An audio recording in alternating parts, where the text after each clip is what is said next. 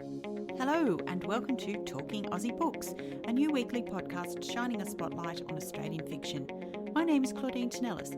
As a writer and avid reader, I love chatting about books. And in this podcast, I'll chat to authors, publishers and readers, giving you, dear listener, insight into what's hot on the Australian fiction scene. So if you're looking for your next book recommendation or just want to know more about Aussie fiction writers, this podcast is for you. Grab yourself a cuppa, sit back and enjoy.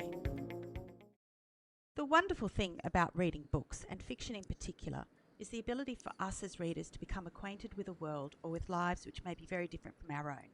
Often we are transported to a different time, as in the case of historical novels, a different country, or maybe even a city in our own country we've never visited before.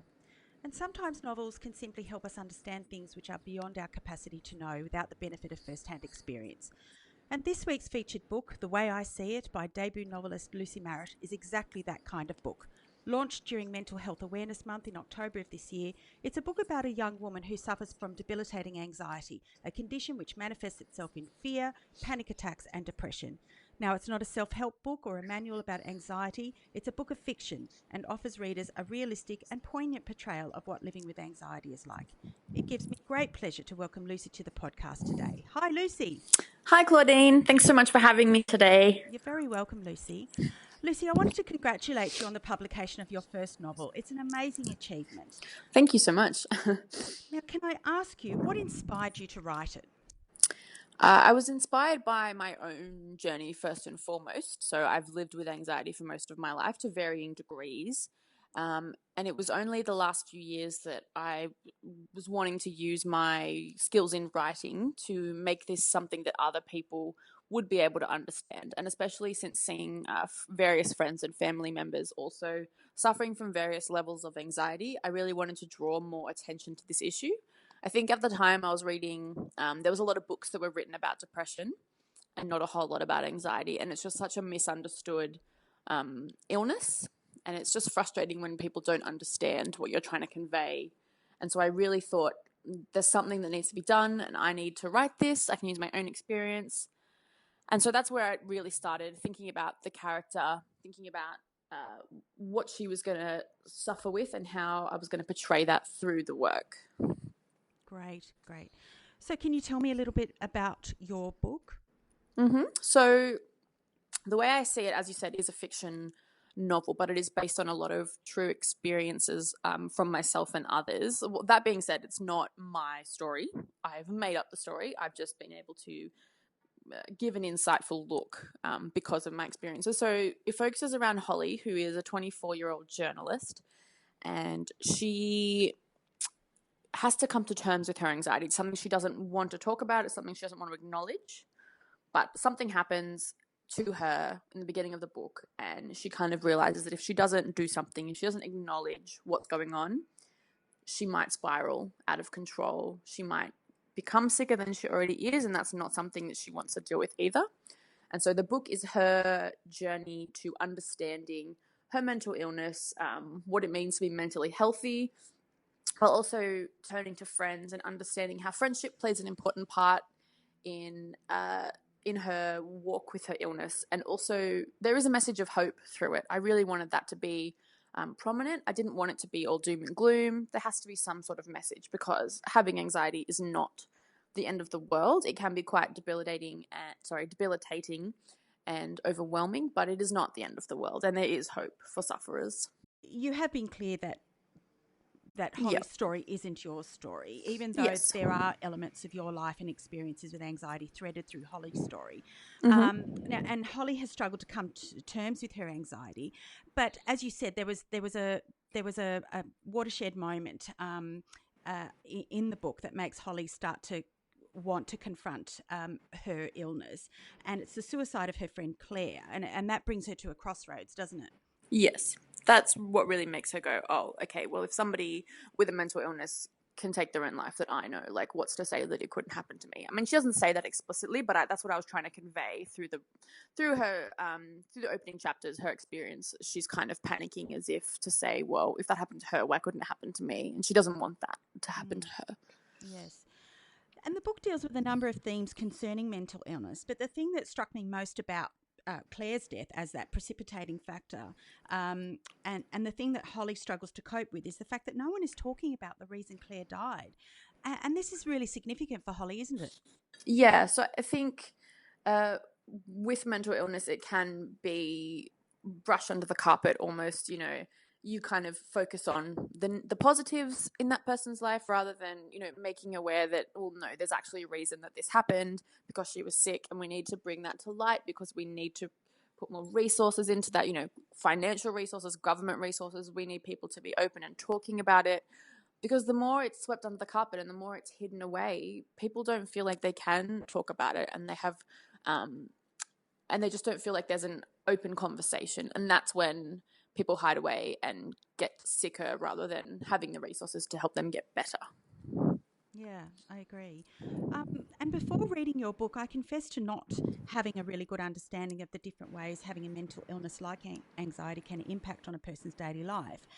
How doing the most banal everyday things like going to work, meeting new people, getting to a place you've never been to before can trigger an attack. Yeah. And in the book, we experience Holly's panic attacks firsthand, and we see how these situations can completely paralyse her. Were these scenes and situations difficult to write? I think they were almost cathartic to write in some way, because it's not just me living in my own head. I was able to write out, I mean, as I said, some of the experiences are my own. So I was able to write these out in words, almost like a second way of understanding what was going on. So it wasn't, I think the only difficult one, I think, was maybe writing about Claire's death herself. Not that I went into detail, but just saying that someone had died as a result of their own suicide from their depression. That was a little bit tricky to write. And there were a couple of scenes when Holly is in the midst of a panic attack that I was thinking about how my friends and family would respond to this when they read it. I was kind of worried that everyone was going to read it and look at me and go, oh, is this you? Like, are you okay? This really doesn't sound like someone who's okay. I think that's what I wanted to portray. Like I said earlier, it can be a scary thing. And if you don't know somebody who has anxiety, or you don't understand it, you can't understand it until you've seen it in action. And even if you see it, doesn't mean you're going to understand what's going on in that person's head. So that's what I was trying to do. I was trying to explain exactly how it happens and how it feels. And I mean, obviously anxiety is different for everyone, but I could only do from my own experience and what I know. So I don't think it was difficult or scary. It was just something different. And yeah, as I said, cathartic to write it in that way. Interesting. Now, Holly is surrounded by a number of people with varying degrees of sympathy for her situation. Was that deliberate? I don't know if it wasn't not deliberate. It's just kind of how the story formed. I knew I wanted to have a strong friend who she looked up to. And then there also had to be a friend who kind of never really got it, which, without giving too much away, Jem is the one who never really gets it. He's the one who's consistently questioning and doesn't seem as supportive as Lara, her other friend who she lives with. But I think it is important that people do have strong friendships when they're dealing with mental illness. And obviously that's not something that everybody has access to, but I just wanted to show how having a strong support network can make so much difference. You know, when Holly comes home after a day of work and feeling anxious and says to Lara, like, I've got an idea that's going to help me get through this. And Lara is a bit like, it sounds a bit strange, but I'm on board. Like, let's sort it out. What do you want to do? You know, that just shows Holly's like, great, we're going to sort this out and it's going to be okay. She's ready to do something because Lara is helping her to do something. So she's not trying to sort it out on her own. She has people encouraging her. I wanted to ask you about when and how you started writing. So I was 14. I remember it very distinctly. I was watching Shakespeare in Love on my family's very small television, you know, back in the day. And there's a scene at the very end. I think it might even be after the credits roll or just before the credits roll. And there's a woman, and I can't remember the context, but there's a woman and a shipwreck. And she's all of a sudden on an island after the shipwreck, and she's the only one alive. And because the movie ends at that point, I had this idea of like, well, where's this story going to go? What is this woman doing? And so I ran to the computer and I started typing out this story. And after the first paragraph, my family were like, oh, like, did you write that? That's actually quite good for a 14-year-old. Like, keep going. And so I kept going, and then I wrote my first manuscript. I mean, it's nothing that I would publish because it's written of a 14-year-old. But that was what spurred my love of writing. And from that point, I was just kind of up all hours of the night, notebooks filled with various stories and ideas. I remember would wake up in the middle of the night and do that classic writer thing of writing down the notes and then it not making sense in the morning. And so I just continued to do that all through high school. And then when I was finishing high school and deciding what I wanted to do, I was so determined to study interior design because I also am really interested in that. But at the last minute, I saw a course at the University of Wollongong for a creative writing degree. And I was like, well, like I want to be a published author, so I should probably do that. And so I ended up applying for that and getting in. And I did that for 3 years and finished that. And then I got a job as a journalist. And so I've kind of always worked in some way in writing various different media styles. But like writing fiction has been my true love for writing. Fantastic. And what other authors out there have helped shape your writing or influenced you in any way? So I really love Hannah Kent. I also really love writing historical fiction. I have something else that I'm working on, but I've been working on it for like 6 years. I find it so hard to do historical fiction, but I keep coming back to Hannah Kent as my idol for historical fiction. She's who I want to be. I also love Patrick Ness. I think he does some really incredible work in his young adult novels. I can't remember it right now, which is super embarrassing because it's like my favorite book. Oh, The Rest of Us Just Live Here. That's what it's called. And it's about how not every main character is the hero of the story. And so kind of all these events are happening around the main character, but the main character is just living a normal life. And it was just such a well done, well written book. And when I met Patrick Ness last year, I told him how much I loved that book. And he was like, oh, it's not that great. You should go write something better. So I think that's almost an inspiration point of, continuing and being better and wanting to be a better author. I also love F. Scott Fitzgerald. I'm a sucker for The Great Gatsby. Love a good classic. I think there's something so incredible about how he writes about that period of time and the social construct. And I don't know how many times I've like read it, flicked through it, but it just continues to be one of those books that I just really love, and I'm so glad it exists. And if there was ever a point where I got to have, that question they ask you, like, oh, if you could have anyone for dinner, dead or alive, who would it be? Mm-hmm. It would definitely be him, because I'd be curious to see what he would do, what he would write about today's society, how he would put today's society into a novel. Yeah, fantastic. I saw that you recently met Marcus Zusak. How was that? I did. That was exciting. It was really interesting to listen to him speak about his journey. I think it was 10 years, 9 years, 13 years? I can't remember, but it's been quite a few years since The Book Thief came out. Yeah. And so he was just talking about the process of how difficult it was for him to bring out his second book. And he was so humble in the way he talked too, and he was so thankful to everybody for coming out and supporting him. But he seemed like a quiet kind of guy. I mean, he had so many people lining up to meet him. We were in line for an hour just to get our book signed. And so it was pretty much just like a, hi, like, thanks for writing. And he just kind of signed the book and take a photo, and it was the next person. Didn't really get to have a chat with him. But he's an incredible, incredible writer, and he's just got some amazing skills. So it was cool just to even, like, meet him and say, like, oh, I've met him. I love meeting authors and getting books signed, and kind of like I have a little collection in the back of my mind of who I've met. I actually used to write it down when I was younger. I'd write, I met this author on this date and I got this book signed, or I said this to them. I don't know where that is now, but I'm sure if I went back and found it, there'd be quite a few good names on there that I'd be quite proud of having met along my journey. Yeah, I don't think you're alone there. I'm a bit of an author stalker myself, as one of my good friends is known for saying. Just love meeting authors and talking to them, and I love listening to their journey. And I think that's kind of a, as writers, we all can sympathise with, the difficulty of the journey that many of us undertake in trying to get published, and then once you are published, that, well, can I do it again? That kind of, That's how I feel at the moment. Can I do it again? But I also love that we almost fangirl over these writers who, as you said, as both of us are writers. It's so funny to think that we're like, oh, like we do the same thing as you, but I think you're so cool and I want to meet you and I want to get your autograph. Yeah. But when I met Patrick Ness, I was shaking. I didn't know, my words weren't coming out correctly. I was so nervous and anxious to meet him because I'm such a big fan. Yeah. And I was like, can I please shake your hand? And he was Yeah. like, yeah, okay, sure. Like, Yeah. weirdo. No, I'm sure he didn't think you're a weirdo. I think it's just fairly normal. When you Yeah. when you admire somebody, it's a very normal reaction. I still get tongue tied when I and I'm a lot older than you. Good to know it's never going to go away. Yes. So I wanted to ask, and I think you touched on it briefly before, about what you're working on now. Yes. So I'm working on a couple of things, actually. I don't have anything set in stone for what's next. Even when I wrote The Way I See It, I probably had 5 other projects I was working on. And it's just kind of like whatever sticks at the time and whatever I can actually get into and make work is what I will work on. So I have this historical fiction piece that I mentioned before, set in the 1860s in Hill End.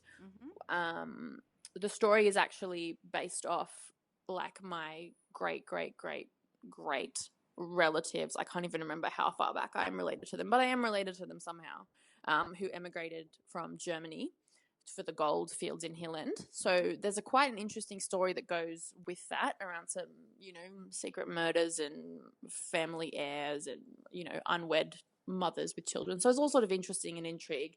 So I've been working on that since I was in uni. And that's, always slowly coming together because I just find the research of the historical part so difficult. And I've also started working on something that is a response to the recent, well, it's not recent, but all those women that have been murdered recently, with the high numbers that we've seen over the last few weeks. I just kind of wanted to write something that was, you hear about it in the news and everybody's outraged, but then what happens after? What happens to the families of these people? What happens to the criminals that are arrested and charged for these crimes? Like, where does the story go after that? And so it's obviously a very sensitive issue, and so I haven't done much on that. I'm still kind of researching and reading other books that have a similar idea of the aftermath type thing, but both of them are kind of what I'm working on. But who knows? I could be working on something else in next month, and that could have 10,000 words to my 5,000. Like, I just never really know. I just work with what works. Excellent. Well, it sounds like an amazing variation of projects, and I'm sure. I'm sure that your next book is going to be something that you're passionate about and something that's an important book to write. I love that you said your next book because I still don't feel like it's going to happen. But I appreciate your encouragement and support. No. Well, we have to always true. think positively about that. Yeah, that's true. I wanted to talk a little bit about the statistics surrounding anxiety in Australia. So based on some research I've read, it's the most commonly diagnosed mental health condition in Australia. Around 1 in 3 women and 1 in 5 men will suffer anxiety in their lifetime. Now, for people out there who are listening to this podcast thinking that they may be suffering from anxiety and that it's interfering with their day-to-day lives, do you have any advice for them? I think definitely being diagnosed is the first step, because it's very easy to live with something like that and think that you'll deal with it on your own. And you can deal with it on your own for a long time. But, it can get to a point where it's just not feasible to do that by yourself anymore. So I would definitely go to a doctor and get help, because there are so many options. There's, medication, there's psychology, there's therapy. Like, there's just so many things that you don't have to do this alone. And so, definitely getting diagnosed is the first step I would suggest. Fantastic. And of the organisations that might be out there in Australia that can help people, that people can turn to, who would you recommend? So Lifeline, firstly, they have the phone service where you can ring up and get help. They also have a new text message service that they're testing out. So you message them, and then a real person will reply to your text messages and say, how are you feeling at the moment? How can I help you? What do you want to talk about? And you can talk to them, and they can help you sort through whatever you're feeling anxious about or worried about at that time. I think that's a really great service, because not everybody wants to pick up the phone and have that conversation, but texting is a lot easier to just, when you need to vent or need someone to help you out of a sticky situation that you're in mentally, that's a great thing to be able to do. And also Beyond Blue are a good organisation as well. I know they have a lot of online resources, different methods of helping you deal with anxiety attacks and panic attacks. I think both of them are quite valuable organisations to help. Wonderful. That's terrific advice, Lucy. Now, if listeners wanted to connect with you or to learn more about your book, where can they find you? I have a Facebook page, which is Lucy Marrett Author. And I also have an Instagram, which is Lucy_Marrett Author. And I reply to all the messages I get. I love talking to people about mental health and about fiction novels. So my Instagram is mostly just posting pictures of the books that I'm reading and talking about the things that I'm coming across and reposting other authors' photos. But I mostly post on my Facebook page about my book. But yeah, happy to receive messages, happy to talk to people. I like connecting with people on those sorts of things. So yeah, that's Wonderful. where I am. That's terrific, Lucy. Now, it's been such a pleasure to talk to you today.